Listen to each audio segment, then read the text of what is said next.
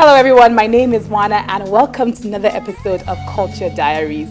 Our guest today on the program is a filmmaker whose feature film debut, Green, White, Green, has been the toast of numerous festivals around the world, with even one review comparing him to the director Michel Gondry. I'd like you to welcome our guest, Abba T Makama. Welcome. Thank you. How does it feel being compared to Michel Gondry and being described as Meta Nollywood? Wow, Michel Gondry is my idol. I watched Eternal Sunshine a couple years ago, and I was immediately blown away. And I had to see every other thing he had made. So, I mean, it's like it's insane. It's a great feeling. I know that satire seems to be your thing, and it's very much infused in the style of your work. Yeah. From your shorts, from Quacks, Party of Ministers, even to Green, White, Green as well. How have people reacted to satire for you? The thing is, when I started making the type of films I make, I felt nobody in this climate would get what I was doing. But I remember when we did Quacks and it was featured on Bella Nigeria, if you just go and watch all the comments, you'd be surprised how people instantly got it. And they were like, oh, this character is supposed to be this person. Isn't this Fashola? Isn't this person? Even people that I didn't intend to make reference to, people were alluding to all kinds of. So yeah, it's interesting, that people have warmed up to satire. Hopefully, it will be something that will be more present in the spectrum of film. Now you talked about the fact that you're making work and you didn't think that people would get it or understand it or even be interested. I want to know about that sort of sense. Was there a sense of loneliness for you? Because, being an artist is already a very insecure thing to do half the time, or create artistic work. And was there any sort of isolation or loneliness in the fact that you're trying to do something where they're telling you that it's not going to work or people don't get it? So I always say this, I find my thoughts way more entertaining than hanging out with people. So, I'm a madman. I can be on my own, just catching my own cruise. So, I never needed validation or a heads up from an audience. It's a great feeling. Don't get me wrong. When I make my films, I thoroughly think about the reaction I'm going to get. When I'm watching my films with an audience, I'm like, okay, they're supposed to laugh here. Check, they're supposed to feel this. So it's almost as if you're playing a symphony. But first and foremost, when I'm developing an idea, I don't really think about anybody else but myself. So. But then Green, White, Green also, as they say, it just blew things out of the water. I know. Yeah. It's surreal. When I watched it, I was like, wow. I was like, yeah. I was like rooting for you, and I didn't even know who you were.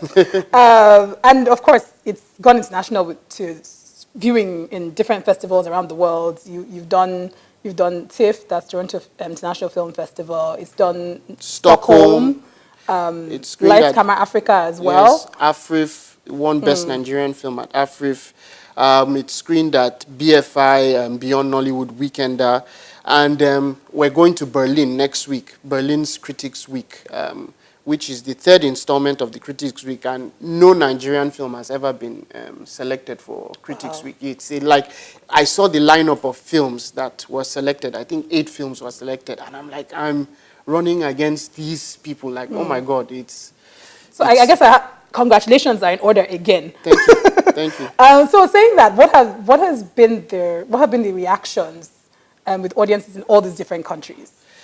Well, starting with TIFF. Our premiere was, first of all, they chauffeured us to the Isabella Theatre where the film screened. They came and picked us up in a black SUV, me and Ifeanyi. Like, we were really treated as if we were royalty, and when we got to the theatre, there was a line with all these Oyinbo people just lined up. And I was like, what are these people here for? And they were like, they're here to see your film. And I was just shocked. When the film started screening, the cinema screen is like, I'm exaggerating, but it's huge, like almost like the size of this building. And I'm like, I could see all the, we didn't grade this part properly, I could hear the sound of this thing. But the moment it started, people started laughing, they started getting the jokes. And there were some Niger people in the crowd as well. So all those Niger references. That only they were laughing, and we got a standing ovation. It was amazing. We screened 4 screenings in Toronto, and all were just amazing. Like no negative response, and the reviews we got were just like, till now I'm still like shaking. Like when I see the review in IndieWire or Vice or Variety, or Screen Daily, like. But what was the feeling for you seeing your work sort of transcend audience, because you're Nigerian making work about Nigeria, and most people look forward to the day where they will get some kind of global appeal, Yeah. and the fact that you make work about your people, using the language and the dialect and the way in which we speak, and it transcends, and the humor transcends, and people who have never been to Nigeria are laughing at the same jokes in the same way. How did that feel for you? So when we were writing this film, I told my creative partner, Africa Uko, that, this film, I have a hunch that it's going to do well within the festival circuit, because we are going to speak the universal vocabulary of cinema. And we're going to throw in a lot of references to, or homages to this genre, this film, this filmmaker. And I mean, hence the Michel Gondry, Spike Lee. I mean, even Spike Lee, I wasn't even thinking of that consciously, but when I watched the opening sequence, I'm like, okay, this is Do the Right Thing, this is The Sweet Blood of Jesus, this is pretty much almost every Spike Lee film, when he starts the opening sequence and there's either somebody dancing with the title credits or whatever. I wasn't even thinking of that when I was doing it. So we were communicating in a vocabulary that amongst people who cinephiles understood, that is the key formula there, So after having this sort of success in terms of being received in a sort of in a grand way internationally across different festivals, how does it feel now coming back home and your film's not shown here yet? Unfortunately. So this idea of, I don't want to say you didn't find an audience at home, Yeah. but almost didn't, because no, the cinemas. I didn't, So yeah, you didn't find an audience at home. So how does that feel for you?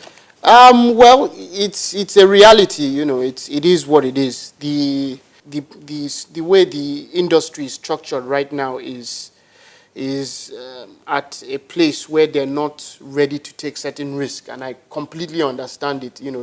They feel the audience hasn't evolved to a degree where they would assimilate this type of work. But it's all about risk taking. And yeah, that's fine with me. I had that in mind when we were making the film, and trust me, I made a film that is accessible to any kind of person. It doesn't matter whether the person is Nigerian or from any part of the country. I mean, we showed at Lights Camera Africa, and the response was overwhelming as well at AFRIF. So, well, I guess we'll never know, unless the film is thrown out there, But do you think that idea is not? Don't you think it's an insult to the audience, though? This idea that we cannot assimilate. Well, I don't know whether it's an insult. It's business, They've spent billions of naira setting up this infrastructure to make money back, So to now come and say, we're going to test with this art film or whatever, it's business. So I clearly understand where the powers to be are coming from, But then, as a filmmaker who wants to have a long career, Yeah. living and working in this country, do you feel like you now have to compromise your artistic and creative vision constantly, especially like maybe with your next film, or do you feel like you've devised your own way for what works for you? Not at all, because to the contrary, Green White Green is a commercial success. We've done well at festivals, but we've also penned a lucrative deal with Netflix, and it's going to be on several international airlines. So we're making our money back and then some, So there isn't just one distribution portal on the planet, there are several, So and the way I see it, I've always been the type of person who I do what I want to do, and I also kind of go outside my own comfort zone. I spent a huge chunk of my life directing reality TV show for Glow, Peak Talent Show, all that type of stuff, which to me it caters to the demographic of the masses, So I'm planning on doing like a commercial film, so to speak, which will cater to the demographic of the cinema goer here, but you'll still have some of the nuances of my work. Let's talk about the film itself. And one of the characters, Uzoma, who I almost felt watching it. I almost felt like he was, like, would I say, dilly-dallying between two worlds, or trying to find himself between two worlds. Whether he was painting and selling artwork on the streets or trying to get into the gallery. And I want to know how similar that character, or that element of that character is, connects with you. So not only Uzoma, I think almost every character in the film is like He's on the verge of something. yeah, it's also like a part of my personality or my psyche. Obviously there's the reference to Baba, who wants to be a filmmaker, but his parents object to that. But I didn't have any problems with my folks. They were supportive from day one. Then Uzoma as well, and even Shegun, who wants to travel out of the country. At some point, I wanted to just jump ship and say, okay, I'm done with this country. Yankee is the way forward. Even Don E, the Nollywood filmmaker, Yeah. who people keep saying that I made a mockery of the industry. I was making a mockery of myself. My first feature film called, my first short film director, I shot it literally in one day, and I was the cameraman, I was the director, so it's, all these characters are like just snippets into different times and different personalities, that I have. But do you think that you've made any sense of peace with yourself as a creative person, or are you still finding yourself moving between spaces? I think life is a eternal journey, discovering of the self, as Jung would say, individuation, So the entire journey in life is to wholeness and to find yourself. So yeah. So I was reading one of the reviews or interviews about you, and it says, Makama also says there's a new movement in the film industry of progressive digital filmmakers who won't compromise on quality despite the infinite challenges. You go on, of course, say that we just want to make films that people from any part of the world will enjoy and get it. I guess I'm part of that movement. And then you also going to say we are small but definitely have a voice and it's going to get louder. You said that your sister refers to you guys as the Afro hipster filmmakers, which of course you disagree with. Yeah. I mean, you talk about the fact that there's this new movement. I've had people sort of criticize this idea of a new movement as just, people just coming up with sort of bourgeois ideas. I've had people accuse people of that. It's just like, everyone's trying to create some kind of bourgeois cinema in some way, and it's something that's just going to be fleeting. And what would you have to say to that? I mean, everybody is entitled to their opinion, but what's going on here has happened everywhere in the world. You look at France or even the United States. Films from let's say from 1940 to 1940s to 50s, you had like the film noir genre, and up until the late 60s, films were a certain way. You had the Humphrey Bogart and the James Cagney characters, who played these mob bosses or whatnot. Like, that was what was popular, and you had your love stories and whatnot. Then by 1968, you have someone like Dennis Hopper, who comes with Easy Rider, and he just turns the industry on its head, and he borrows from French New Wave, and he introduces the jump cut to Hollywood films, just messes around with the structure. And by 70s, you have the likes of Martin Scorsese, Steven Spielberg, Francis Ford Coppola, who are today, they are the industry gatekeepers, but back then they were like us, people were saying, what kind of films, doing? what are you people doing? So that is where we are right now, So you're part of the revolution. If that's what you want to call it, yeah.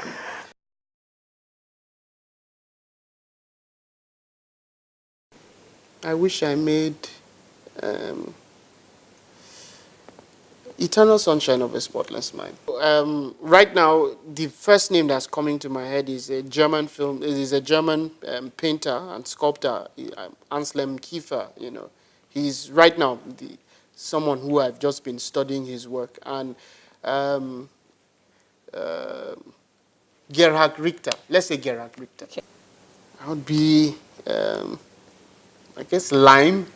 Lime? Yeah. That is so odd. Why? Lime, well, first of all, I like lime. I drink like lime every day with soda water. It's delicious. Okay, yeah, soda lime is nice. Yeah. It's nice. And then it's just intense, and acidic. Okay. Yeah. Okay. Oh, okay. That's an interesting way to describe yourself. Yeah. Intense and acidic. Enigma. Like an archaeologist, I like the outdoors, I wouldn't mind doing something like that. Road to Perdition by J Electronica. I don't have any. Not even one? Because, everything happens for a reason and you learn from all your mistakes. Yeah, we say that, but it's never really that true, though. Like, I can't even, honestly, it is for me. Okay, that's good. Don't procrastinate. I've said this a gazillion times. Art literally has an impact, people don't believe that, but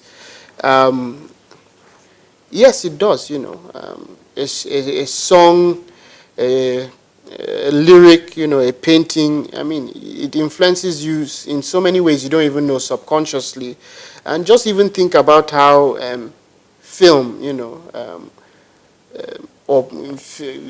how the Germans used media, and film, to engineer an entire society, and make them think in a certain way, Propaganda is art, so art is propaganda. So of course it does.